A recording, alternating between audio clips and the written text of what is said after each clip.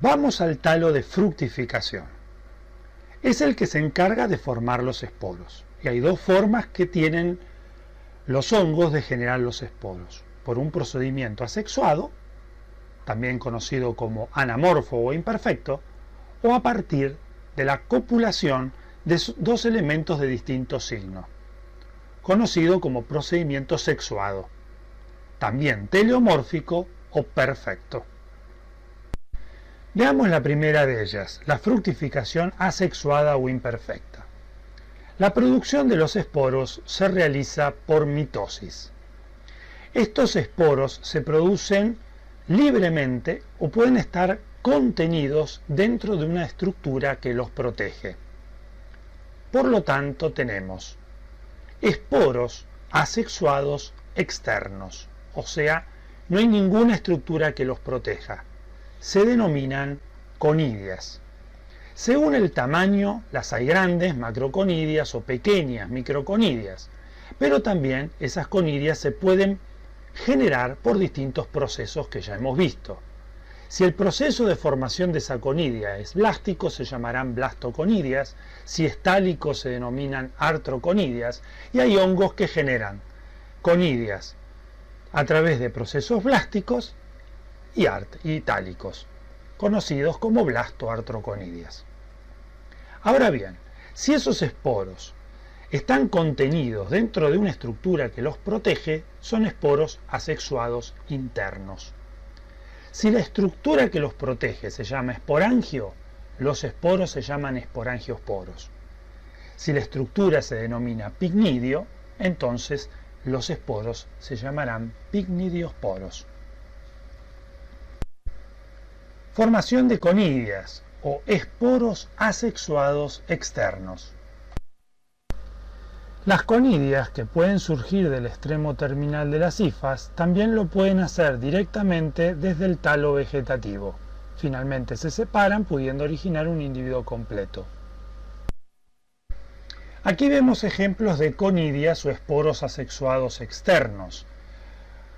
Macroconidias de Microsporum canis o pequeñas conidias en cadenas de hongos pigmentados o microconidias, pequeñas conidias que se forman a partir de dilataciones vesiculares de hongos del género Aspergillus. Formación de esporangiosporos o esporos asexuados internos. En los hongos cenocíticos, en el extremo apical de las hifas se genera una dilatación vesiculosa denominada esporangio, que contiene numerosos esporos, los esporangiosporos. Cuando la dilatación se rompe, los esporangiosporos son liberados al ambiente. Aquí observamos el aspecto microscópico de la animación anterior. Aquí tenemos la hifa cenocítica que se dilata en el extremo conformando el esporangio. Dentro del esporangio tenemos numerosos esporangiosporos que cuando la pared se abre son liberados al exterior. Hay una parte de la hifa que protruye dentro del esporangio. A eso se lo denomina columela. Vimos las características de la fructificación asexuada. Vamos a la fructificación sexuada, teleomórfica o perfecta. Se originan los esporos a partir de la copulación de células aisladas o de estructuras filamentosas. Se unen células haploides con núcleos de distinta polaridad, alfa, beta, positivo o negativo. En todos los casos va a haber una plasmogamia, una cariogamia, y después dos sucesivas mitosis, o sea, meiosis reduccional, para volver al estado haploide. En la fructificación sexuada, los esporos originados pueden estar también libres o protegidos dentro de determinadas estructuras.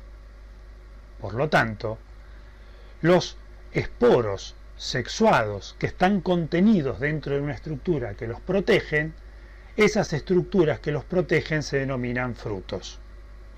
Uno de ellos es el cigote y los esporos son cigosporos. Generalmente los cigotes son producidos por hongos de micelio cenocítico. A veces estos esporos están metidos dentro de estructuras denominadas ascos. Los esporos, por lo tanto, se llaman ascosporos.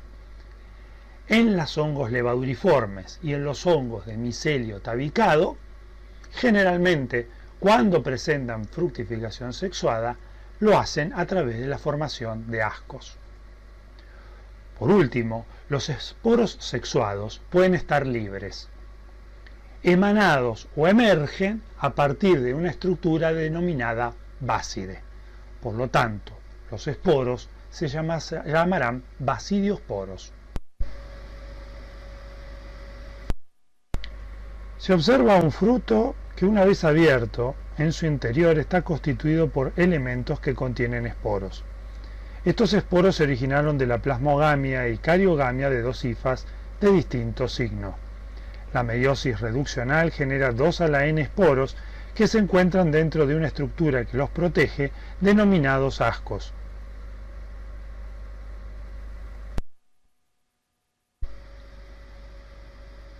En este preparado microscópico observamos varios ascos con ascosporos en su interior.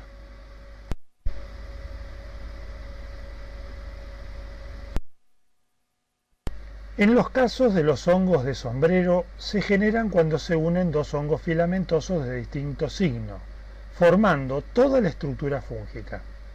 En la parte inferior del sombrero se observan láminas que contienen microscópicamente las básides que generan los basidiosporos. En las básides se produce la cariogamia con la meiosis reduccional, eliminándose los esporos por el extremo distal de las básides.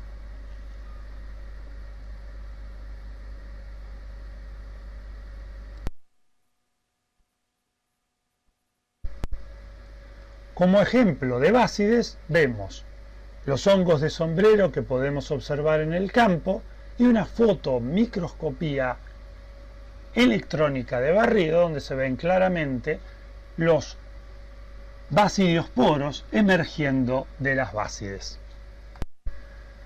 Formación de cigosporos y cigotes en los hongos de micelio cenocítico.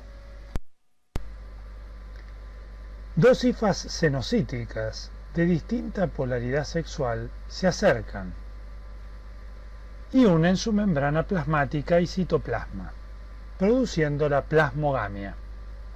Posteriormente, cuando unen sus núcleos, generando la cariogamia, establecen la conformación de un cigote. En este ejemplo microscópico observamos las hifas que ya han copulado, se ha producido la plasmogamia y la cariogamia y se forman dos cigotes.